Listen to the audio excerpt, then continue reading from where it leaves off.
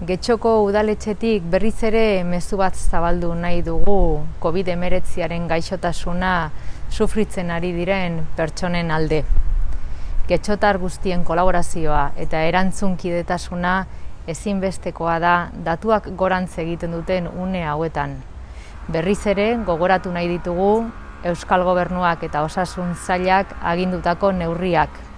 Denek soberan ezagutzen ditugun neurriak dira eta errazak betetzen. Hau da, musukoa erabili, eskuak sarritan garbitu, distantzia soziala mantendu, jendarte handiak ekiditu eta familiarekin eta lagunekin gaudenean 6 taldeetara murriztu.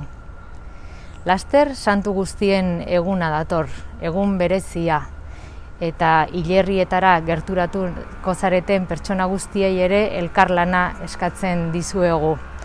Horretarako, hilerria goizeko 9:00 arratsaldeko 8:00 arte irekita egongo da aste guztiaren zehar, pilaketak ekiditzeko.